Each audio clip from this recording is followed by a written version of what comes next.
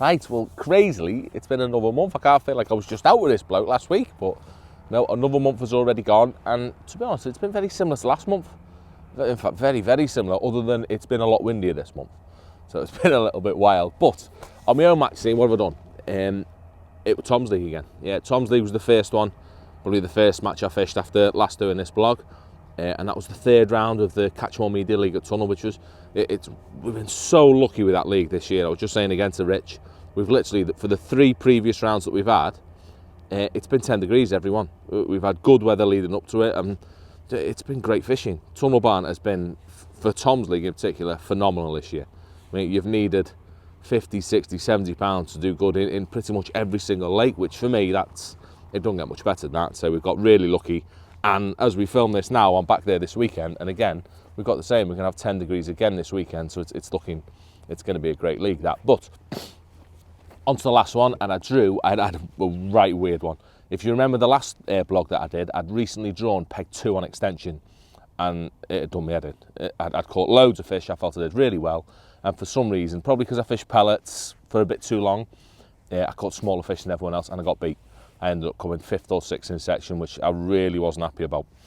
I actually drew on the last round peg 39 on extension, which is the peg to the left of peg 2, weirdly. The peg 1's in between the 2 pegs. I was more than happy to be there. That's a really nice area, and on the day when I'd been on peg 2, I felt there were a lot more fish to me left. There was a bit of a tree in the water in between 39 and 37, and I felt there were a lot of fish around that. I wanted to be there, and I drew it. I mean, next round I couldn't have been happy to be there, and I'd say it went really good. Instead of going down the pellet approach that I did last time, I thought, right, I'm just going to fish maggots and bread with a quick dabble on pellets to start with, just to try and completely get away from them smaller fish. I felt that by putting pellets in the week before, or the round before, it had brought some of the smaller fish into me peg, and in turn it was very difficult to get the bigger fish to feed later on because it was full of little tiny fish. The analogy I give when I'm coaching in that scenario is, it's like going to a restaurant full of kids. You look and think, no, I'll come back again later or go somewhere else, which is what they do. So I went with maggots on this one, and it was brilliant. Yeah, I had a quick start with pellets because it's me quick, a few fish to begin with, and I caught some skimmers and a few F1s short, but as soon as I moved to maggots across, it was brilliant. I caught great big lovely stamp F1s for a couple of hours. I had a couple of fish on bread, but not many. It was surprising me how many fish were there, but I couldn't catch on bread, it's almost convincing me of my thinking of this year in that dobbing is by nowhere near as effective as it has been in recent years. For what reason? It's probably because they've been caught so much on it. Yeah, but the bigger F1s in particular, not so much carp. The carp they're still daft, they have it. But for the bigger F1s, they don't like dobbing. You don't catch anywhere near as many fish dobbing as what you used to. Probably because it's been a bit warmer, in fact. Probably because this year the temperatures have been a bit better. They're a bit less dormant, so they want a bit of bait. So say, on the day, maggots for me, they were brilliant. I caught loads of fish just on the shelf, just where it's quite a steep shelf on those pegs. So I caught probably 3.5, 4 foot, and then it comes right up to 2 foot really quick. So I caught just on the slopey bit really well with maggots, catching some maggots and feeding some with a pot. I had a little bit of a dodgy hour when I lost my way a little bit, when I tried dobbing again, when I should have just been patient with maggots. And then I had a great finish short on maggots, as you do at Tunnel, as long as you feed it correct.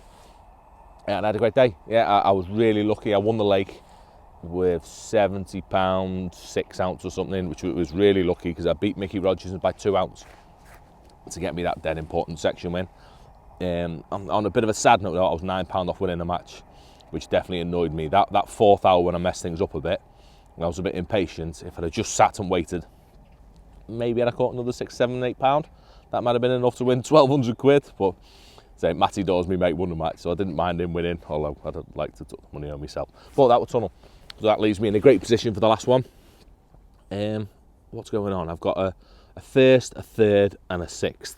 So I'm hoping to drop that 6th. I don't want to include that 6th. So we've got the one last round. I think Jordan Holloway's winning at the moment with 2 firsts and a third, I'm going to say, which gives him a great chance. I mean, he's going to finish in the top 3 already. If not, if he wins the section again, that's job done. But there's a few others in the hunt, so still lots to play for.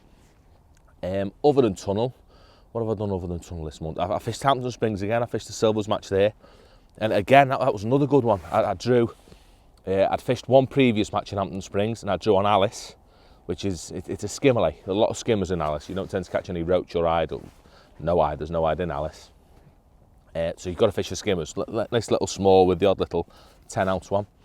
And I'd made a big mistake on the previous match in coming off fish. I kept trying to find bigger fish and just messing about instead of just getting my head down and putting fish in the net. So when I drew Alice again, I didn't draw the same side, I drew the opposite side, which is a lot deeper. But I just went down the 2 lines, I had a little dabble with casters short, and I just fished 1 line with pellets, and I almost took my brain out, and I just shipped all day.